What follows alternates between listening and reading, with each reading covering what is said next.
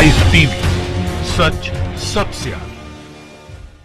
नमस्कार, मैं हर्षिता सिंह और आप देख रहे हैं द लाइव टीवी। प्रचंड बहुमत वाली बीजेपी पार्टी के लोग जो लोगों को देशभक्ति और देशद्रोही का सर्टिफिकेट देने का ठेका ले रखे हैं, अब तक इन्होंने जितनों को भी ये सर्टिफिकेट दिया है, ये सर्टिफिकेट बांटा है, उससे ऐसा लगता था कि ये प्रमाण पत्र खास करके इनकी तरफ से विपक्ष के लिए है जो इनके खिलाफ में आवाज उठाते हैं, या उन लोगों के लिए है जो इनके खिलाफ में बोलते हैं। लेकिन आज बड़ा अजीब लगा ये जान करके कि अब ये अपने पार्टी के लोगों को भी गद्दार और देशद्रोही जैसे शब्दों से संबोधित करते हैं। ज्यादा सोचिए मत, बिल्कुल साफ साफ शब्दों में आपको बता रहे हैं कि आखिर बात क्या है। दरअसल हुआ ये है कि तजिंदर पाल सिंह बग्गा जो कि बीजेपी से हैं, उन्होंने अपने ही पार्टी के सुब्रमण्यम स्वामी जो कि एकदम सख्त, सच और कड़क बोलने के लिए जाने जाते हैं, उन्हें तजिंदर पाल सिंह बग्गा ने अब गद्दार बताया है। मतलब सीधे सीधे शब्दों में ये कहे कि बीजेपी के दो महान नेता आपस में ही यहां भिड़ गए हैं, क्योंकि एक को सच बोलने की आदत है और इस आदत में वो पार्टी के खिलाफ उतर जाते हैं।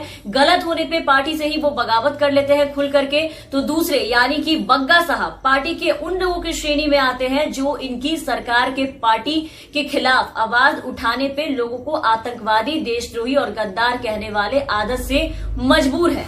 अब जो ये पूरा मामला है, ये शुरू यहां से हुआ कि स्वामी ने नए संसद भवन के निर्माण को लेकर के मोदी सरकार को घेरा है। नए संसद भवन का निर्माण टाटा प्रोजेक्ट्स लिमिटेड द्वारा किया जाएगा। जानकारी के लिए आपको बता दें, और इस कंपनी के चयन को लेकर के बीजेपी नेता ने सवाल खड़े किए हैं और इसकी तुलना 2G घोटाले से कर दी है। सुब्रमण्यम स्वामी ने ट्वीट कर लिखा कि क्या किसी को पता है कि टाटा को नए संसद परिसर के निर्माण के लिए कैसे चुना गया था? क्या इसके लिए बोली लगी थी या 2G स्पेक्ट्रम घोटाले की तरह जो पहले आया उसे ही दे दिया गया? मतलब उन्होंने नई संसद के निर्माण के लिए टाटा ग्रुप के चुनाव को लेकर के अपनी ही सरकार को उठा करके कटघरे में खड़ा कर दिया है। वहीं दूसरे ट्वीट में उन्होंने ये लिखा कि उत्तर प्रदेश सरकार के राजकीय निर्माण निगम लिमिटेड ने भी नई संसद भवन के लिए बोली लगाई थी, फिर भी वो बोली नहीं जीत पाई। तो उनसे पता लगाएंगे कि ऐसा क्यों हुआ।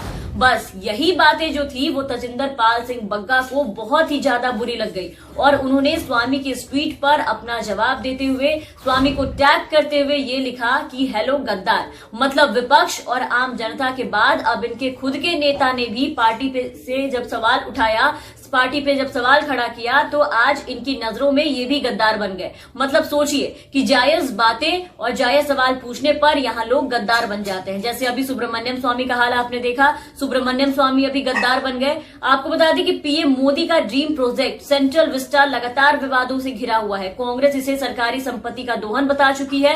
कांग्रेस अध्यक्ष सोनिया गांधी पीएम मोदी से इस प्रोजेक्ट को रोक देने की अपील भी कर चुकी है। इसके अलावा आपको बता दें कि केंद्र सरकार के इस प्रोजेक्ट पर फिलहाल सुप्रीम कोर्ट ने भी रोक लगा रखी है। सुप्रीम कोर्ट ने रोक इसलिए लगाई क्योंकि सेंट्रल विस्टा प्रोजेक्ट को चुनौती देने वाली याचिकाओं पर अब तक फैसला नहीं आया है। 5 नवंबर को आना था, लेकिन सुप्रीम कोर्ट ने अपना फैसला सुरक्षित रखा। इसके बाद सामाजिक कार्यकर्ताओं और फिल्मी हस्तियों के द्वारा भी इस प्रोजेक्ट का विरोध किया जा रहा है। मशहूर अभिनेता कमल हासन ने पीएम मोदी से सवाल पूछा था कि ऐसे समय में जब देश गंभीर उतार चढ़ाव का सामना कर रहा है तो इस तरह के बड़े पैमाने पर वित्तीय खर्च वाले प्रोजेक्ट का फिलहाल क्या मतलब है। कमल हासन ने अपने ट्वीट में ये लिखा कि कोरोना वायरस की वजह से जब देश की आधी आबादी अभी भूखी है, लोग आजीविका खो रहे हैं, तब 1000 करोड़ रुपए की नई संसद क्यों बनवाई जा रही है। तो स्वामी के साथ साथ ये सब वाकई में गद्दार हो गए हैं अब यहाँ। और जहां तक बात रही सुब्रमण्यम स्वामी और तजिंदर पाल सिंह बग्गा की, तो ये कोई पहली बार नहीं है जब दोनों आपस में इस तरीके से भिड़ते हुए नजर आए हैं। आपको याद होगा कि अभी हाल ही में आपने देखा होगा, खबर सुनी होगी आपने कि स्वामी ने बीजेपी के IT सेल के प्रमुख यानी कि अमित मालवीय, जो कि झूठी खबरों के लिए बहुत ही ज्यादा मशहूर है, उन पर फेक ट्वीट अभियान चलाने का आरोप लगाया था। तो उस लड़ाई में भारतीय जनता पार्टी के नेशनल सोशल मीडिया पर IT प्रमुख अमित मालवीय के साथ जो लड़ाई चल रही थी उसमें स्वामी ने पीएमओ को घसीट लिया था, जिस पर भाजपा नेता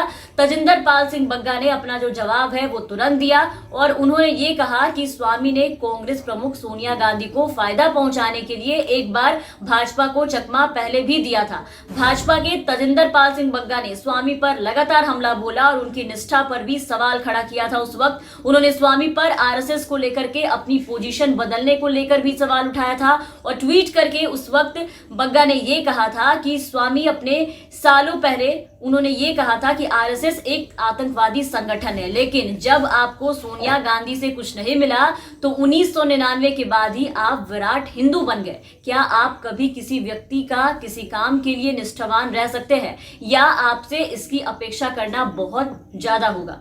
इसके बाद स्वामी ने बग्गा को ट्विटर पर सीधा ब्लॉक कर दिया था। मतलब जो इनके खिलाफ बोलेंगे उसे ये कुछ भी कहने से नहीं चूकेंगे, कुछ भी कहने से इसे संकोच नहीं करेंगे। और जहां तक बात रही संसद भवन के निर्माण की, तो बहुत से लोगों का तो ये भी कहना है कि पीएम मोदी जल्द से जल्द इस परियोजना को पूरा करना चाहते हैं, बहुत जल्दी जोर दे रहे हैं इसे बनवाने में, ताकि उनके प्रधानमंत्री रहते नया संसद भवन जो है वो तैयार हो जाए और वो उस नए संसद भवन में बतौर प्रधानमंत्री बैठने वाले पहले व्यक्ति बनकर इतिहास रच दे। मोदी के इस प्रोजेक्ट को देश के पहले प्रधानमंत्री दिवंगत जवाहरलाल नेहरू की बराबरी करने के सपने के तौर पर भी लोग जो है वो देख रहे हैं। और इसका जिम्मा भी अगर आप देखें तो किसे दिया गया है, इसका जिम्मा भी दिया गया है बिल्कुल पीएम के करीबी टाटा प्रोजेक्ट्स को, जिससे कि स्वामी के अलावा और भी कई लोग हैं जो लगातार इस पर सवाल उठा रहे हैं। तो हो सके तो आने वाले वक्त में अगर इस पे ज्यादा विवाद हो तो सब के सब देशद्रोही हो जाएंगे और गद्दार भी कहे जा सकते हैं, जैसे कि अभी स्वामी कहे जा रहे हैं। तो इन सबके साथ फिलहाल के लिए इस वीडियो में बस इतना ही। आप बने रहे हमारे साथ। अगर आपने अब तक हमारे चैनल को सब्सक्राइब नहीं किया है तो जरूर सब्सक्राइब कर दे, साथ ही बेल आइकन जरूर दबाएं ताकि हमारी हर अपडेट्स आप तक पहुंचती रहे। और अगर आप हमारे ये वीडियो हमारे फेसबुक पेज पर देख रहे हैं तो हमारे फेसबुक पेज को जरूर फॉलो करें। धन्यवाद। लाइव टीवी, सच सबसे आगे।